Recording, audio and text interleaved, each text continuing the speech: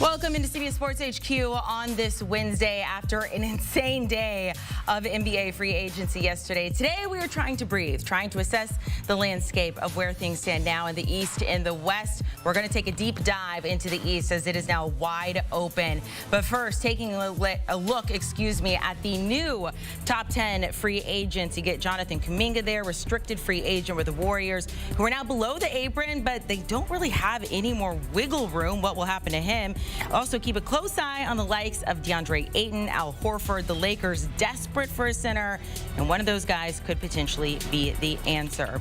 Notable Eastern Conference moves. It was all about the Bucks yesterday, waiving Dame Lillard, signing Miles Turner. A lot of our experts saying they don't think that's good enough for Giannis. Could he potentially request a trade? The Celtics last week trading away Kristaps Porzingis to Atlanta, Andrew Holiday to Portland. The Knicks adding Jordan Clarkson.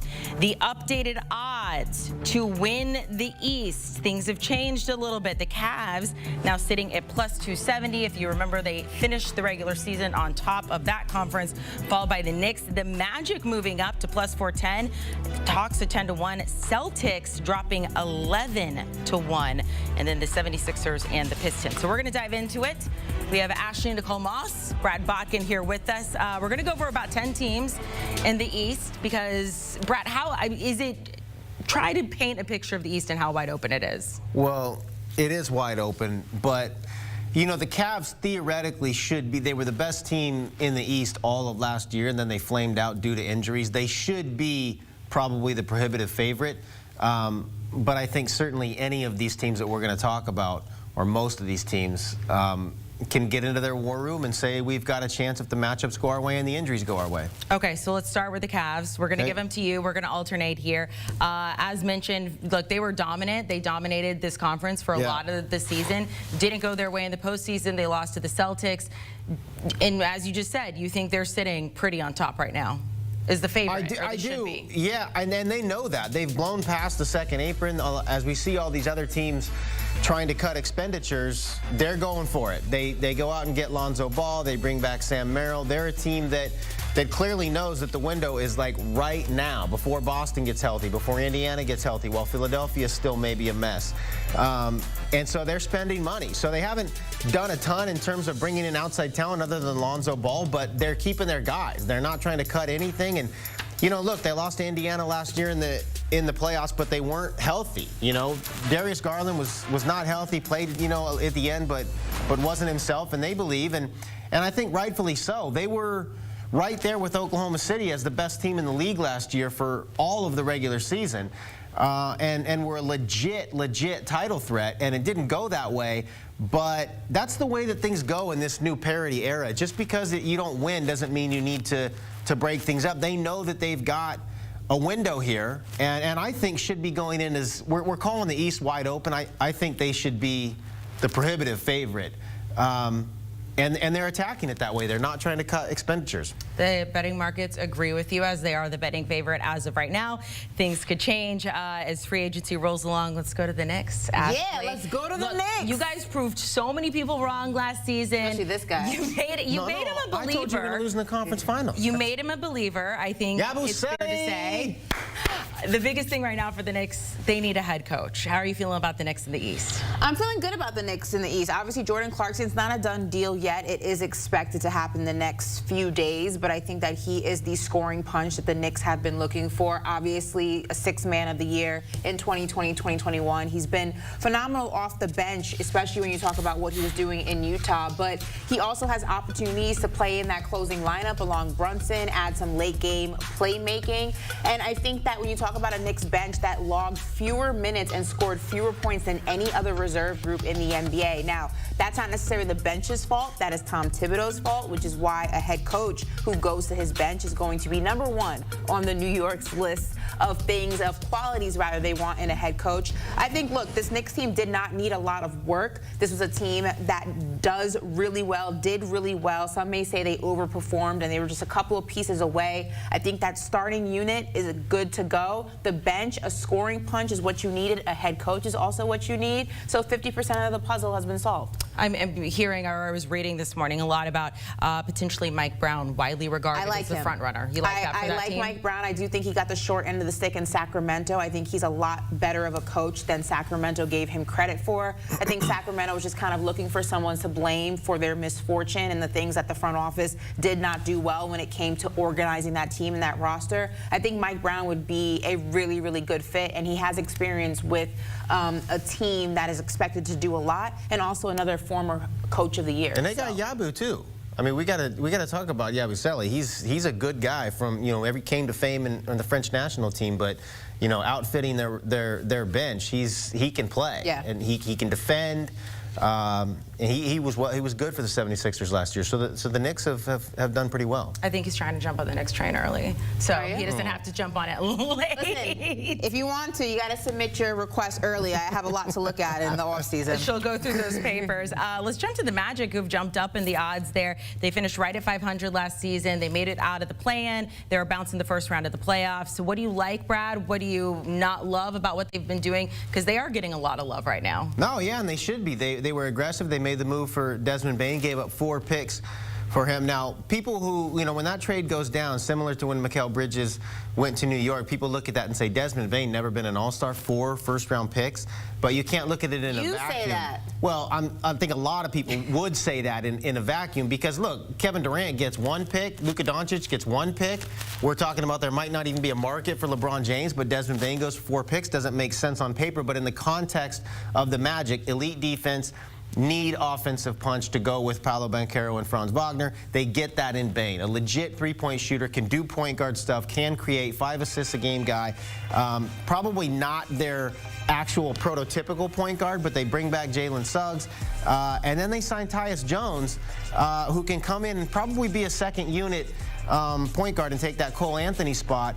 And suddenly you have a team with an elite defense that now has really 3 really good offensive players in Wagner, Banchero, and Bane. And in this quote-unquote wide-open Eastern Conference, that I think we can have an honest discussion about you probably should need to add more than Desmond Bane to become a contender, but that's the reality in the Eastern Conference. Add 1 pretty good player if you're already a good, foundational team, and you're in the mix. So Orlando's in the mix. Okay, they're in the mix. What about the Hawks, Ashley? Look, they made some big signings. They also traded. They now have Kristaps Porzingis.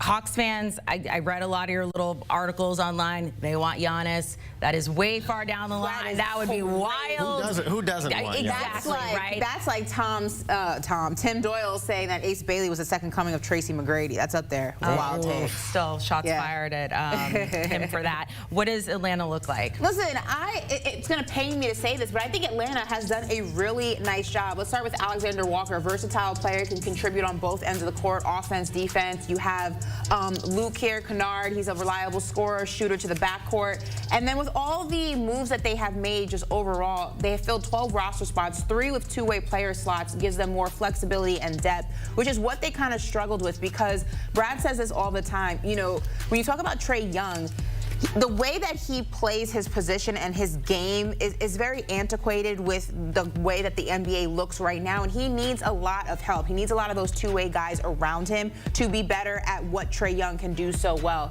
and that is being a facilitator and things like that. So I think that the Atlanta Hawks did a really good job at finally building a team around Trae Young that they have been trying to build around him in different variations throughout his tenure with the Hawks. It has not worked out. It's been a struggle. It's been a tug of war, if you will. And I will say this is Trae Young's best shot. This is his best team.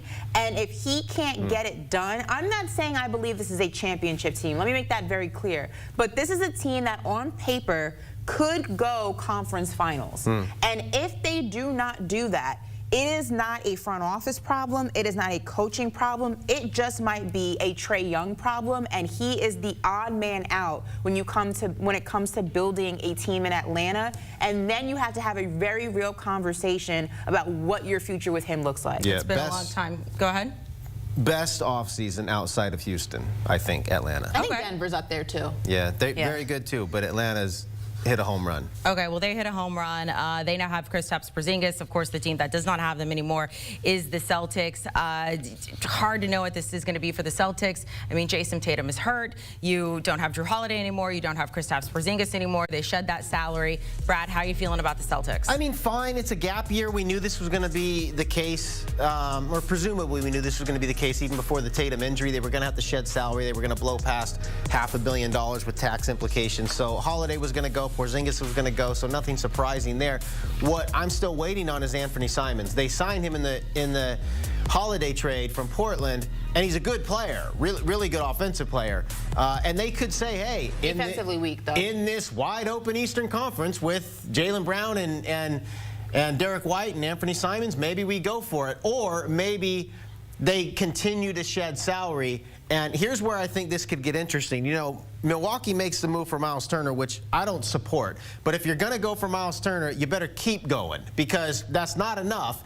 And there could possibly be a deal for the Celtics to keep trimming salary, send Anthony Simons to basically become the Damian Lillard replacement in Milwaukee, ship out Kyle Kuzma and a couple of picks, and Boston gets to continue shedding salary, go further into the gap year they were already going to take, and Milwaukee gets a true offensive guy, not as good as Damian Lillard, but in that mold, to go with Turner and Giannis, and at least triple down this half measure when you're paying all this money to Damian Lillard for the next 5 years. Is you better make it worth it. So I'm actually kind of waiting on that. I think Simons is available. I think Boston would be willing to shed more salary, and I think he's a pretty logical fit to replace Damian Lillard and form, if you want to call it, a big three in Milwaukee. So do you think then that Boston should consider this? We keep talking about how open the Eastern Conference is, and it is. So you think that Boston should treat this as a wash year? They shouldn't try to compete at all?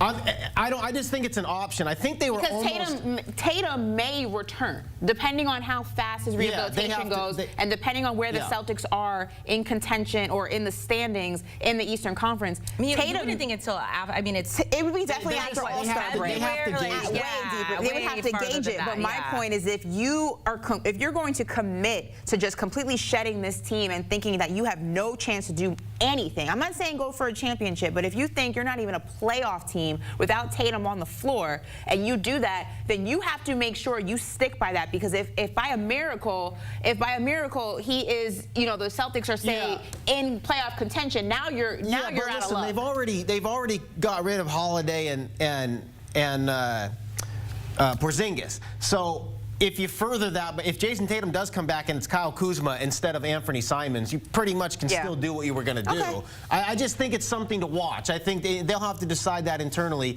if they think Anthony Simons is there and Jason Tatum could come back and we can still make a run. I think they were probably sort of looking at this as a gap year all along, and I just think it's an option. I think they can continue to shed salary, and I think Anthony Simons for I don't agree with what the Bucks did for Miles Turner, but now that they dipped their foot in, you can put both in and go get Simons, and at least in an Eastern Conference that's obviously winnable, you can, I think that's something to watch. All right, let's keep going on here. We got the 76ers, horrific season last year. 24-58 was their record. They have VJ Edgecombe in the draft. Ashley's already struggling. I'm gonna keep it short and sweet here. Everything is depending on health. Paul George's health, Joel Embiid's health. I do love the pick that they got in the draft, but none of that matters if nobody can play, and that's really what it comes down to. And it's unfortunate because on paper, this is a phenomenal roster. I mean, it's not their roster, but it's a piece of it. But it does not matter, because if you don't have that big guy right there, Joel Embiid, and you don't have Paul George, or you don't have a combination of one of the two, this is just another failed experiment for the 76ers. So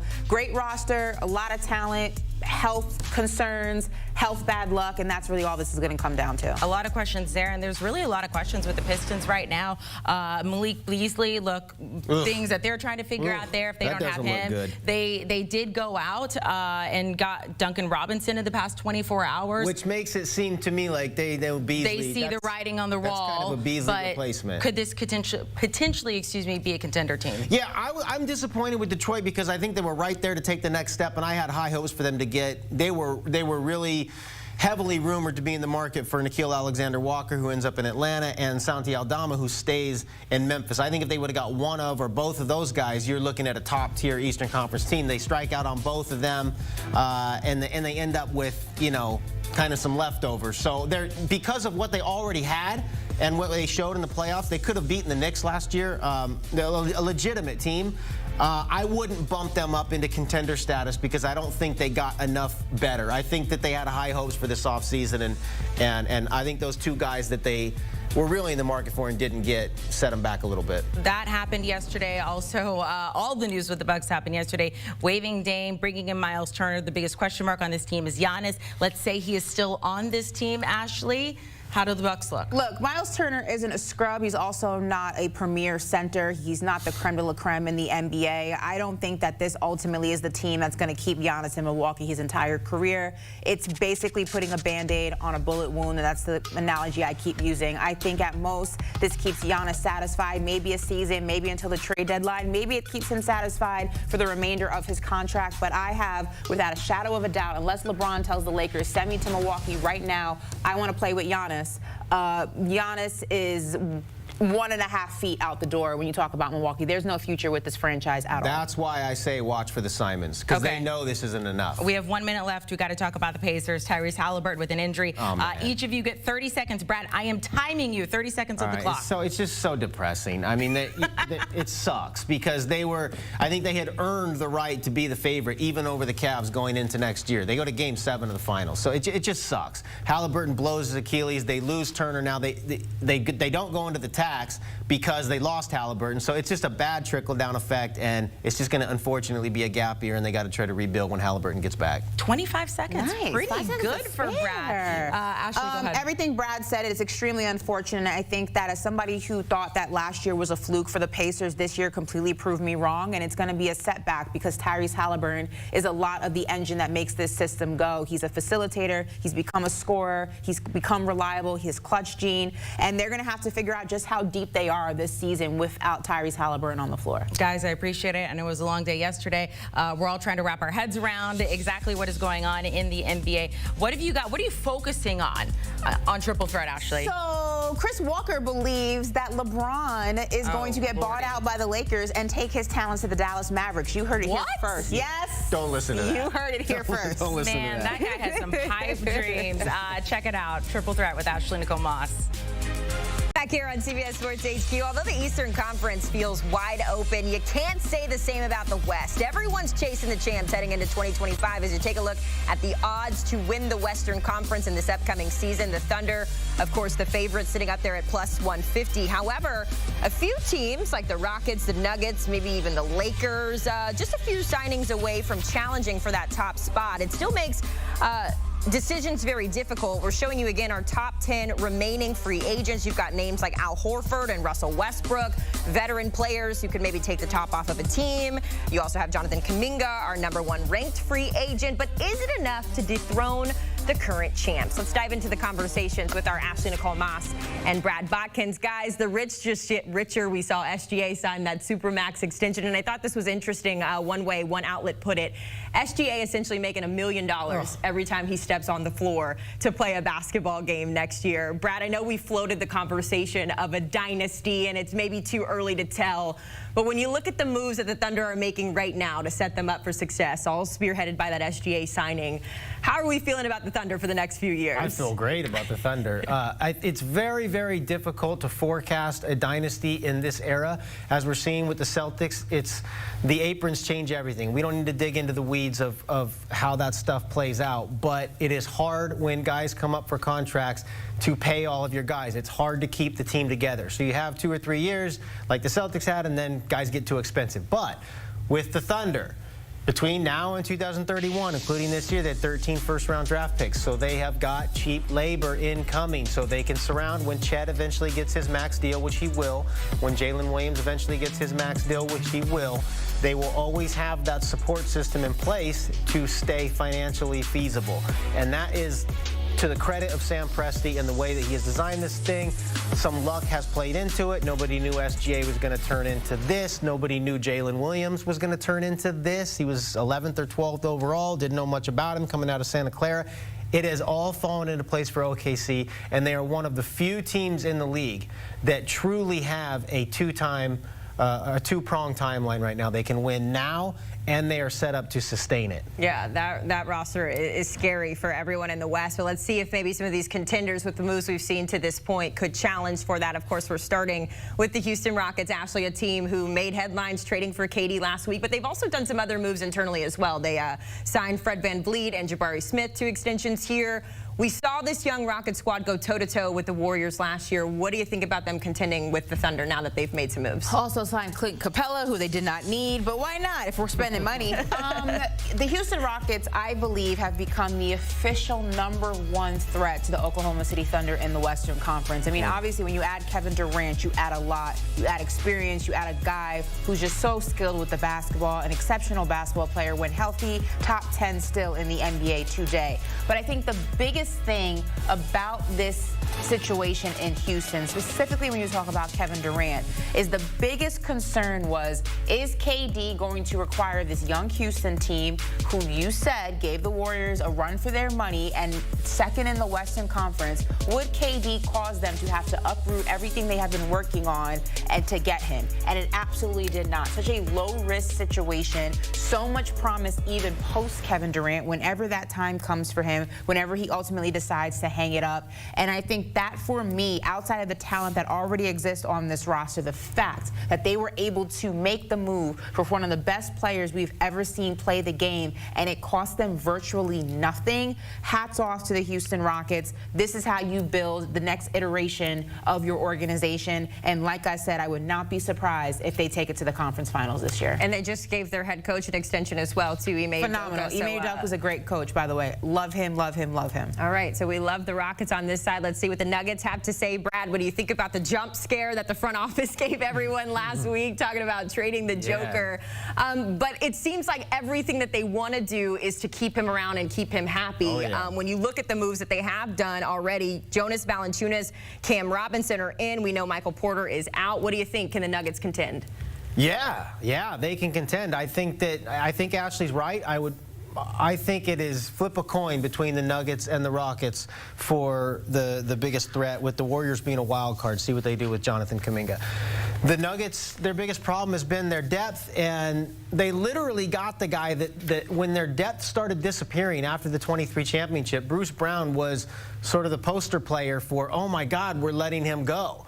And they literally got that exact same player back. Not a replica, not a guy that plays the same role. Bruce Brown, they got him back.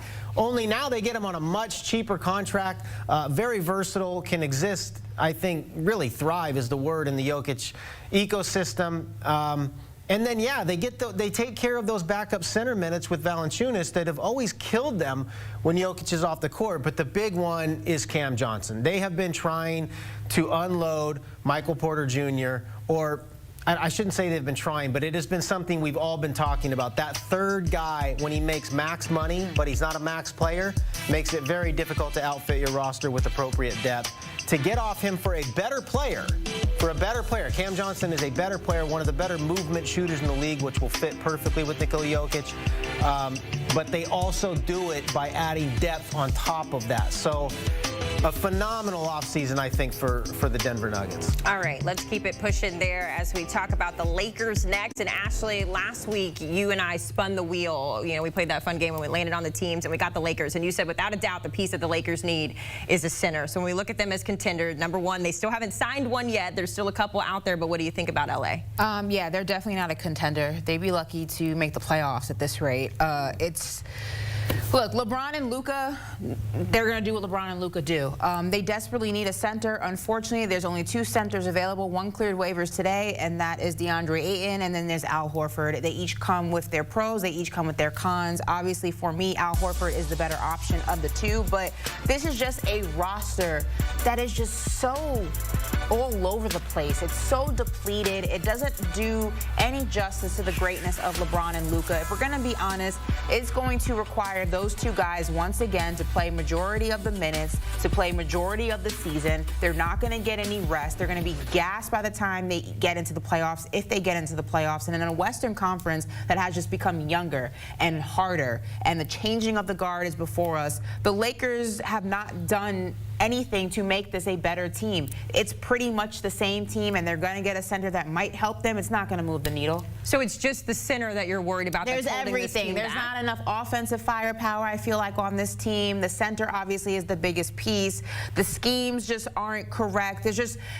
They're in a limbo stage between life after LeBron, but LeBron's still on the team, and life with Luka, but they can't make the team around Luka because it's still about LeBron. That's the key. Right. I think the Lakers are sort of, without actually saying it, if you read their actions, I think they're almost daring LeBron to go in and say and demand a trade and take the onus off of them from a PR standpoint and put it. Would be the best thing to happen to them if he does. Because they want to start planning for life without him, and you can't do it while you're still paying him $52 million. Yeah. I really think they're daring him to do that. All right, we'll keep our eye on that. Maybe some bold moves coming out of one LA team. If we flip the switch, Brad, and talk about the other side, the Clippers here. It was just so good to see Kawhi Leonard playing and being healthy. Now he gets James Harden back next to him, so hopefully that health will extend. But when you look at the Clippers, I guess, is their season hinging upon health and being successful in that way, or how do you see them? Yeah, they get Lopez, which is, you know, for a backup center really to Zubac to come in and stretch the floor, and he can still protect the rim, so they add in that regard. Everybody's looking for depth these days, and so yes, you know, point A about the Clippers is the health of Kawhi Leonard, and is James Harden going to show up in the playoffs? The health showed up for Kawhi Leonard. James Harden had some of his disappearing acts in the playoffs, but they signed back up for more years and more money for Harden. They're pretty committed to those guys, and so they're going to keep outfitting themselves with depth. But the Clippers were an elite defense last year. They have one of the explosion players of the season last year in Norm Powell. Ty Lue is going to get the most out of the team. They're going to be, I think, one of these slow play teams in the regular season. Don't bet on them to be, I think, scrapping for a top 3 seed. But they're a team that, just like last year, look, a lot of us last year were picking the Clippers as an honest threat to go to the finals. Yeah. And they didn't get out of the first round. They're, to me, a really high variance team. You can make a case that even the Thunder don't want anything to do with the Clippers in a playoff series, but you can make a case that, you know, Kawhi's not 100% and Harden has some bad games and they're out of the picture. They could go a lot of ways. Between the Clippers and the Lakers, which way are you leaning? Clippers. Yeah, I think the Clippers. I think the Clippers. All right, but none of us liked the Lakers last year, and for a minute they were a lot better than we thought. We'll see. We'll see.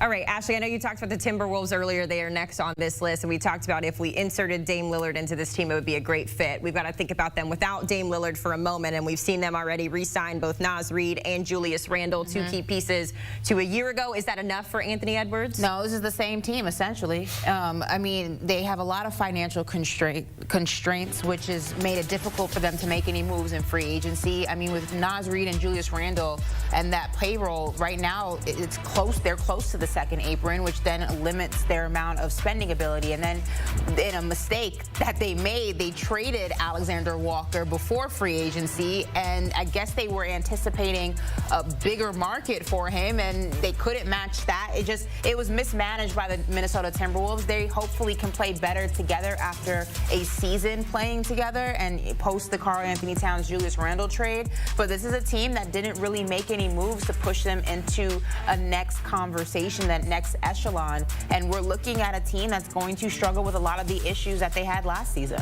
All right, yeah, they're always in the mix, it feels like, but maybe they will find a way to take themselves over the top this year. Brad, if we pivot over to the Warriors, another team you mentioned earlier, that would be a good landing spot for Damian Lillard, but as it sits right now, they've already dealt Kevon Looney to New Orleans. There's a decision waiting on Jonathan Kuminga here. Yeah, that's the swing thing. And it just seems like the window is getting smaller and smaller for that group.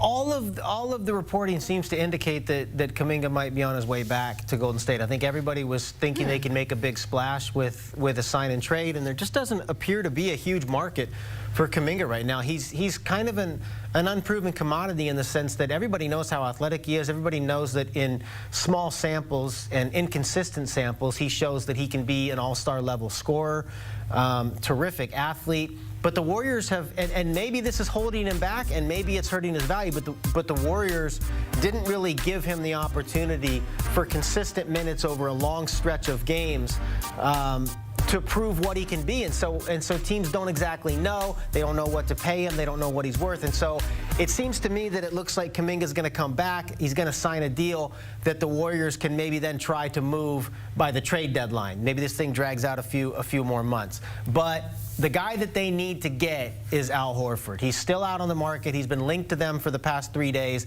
They need a stretch center. It would open up their offense in a lot of different ways. I don't know why we're not talking about Chris Boucher more. We should be talking about him with the Lakers as well. All these teams that need centers, he's really good.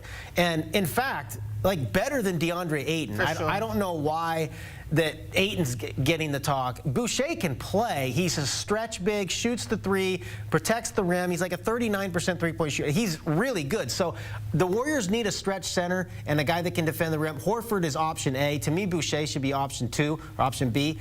And if they get that, then they can settle in and maybe bring Kuminga back for a few months and test the waters again at the trade deadline. All right, we'll keep our eye on the Warriors. I'm keeping my eye on the Mavericks. This has been such an emotional swing for fans in Dallas, guys, because we went from trading away our generational talent to drafting the #1 overall pick in Cooper Flagg, who, by the way, he just signed his rookie deal, so he is officially on the team, expected to make his Summer League debut as early as July 10th, so we keep our eye on that.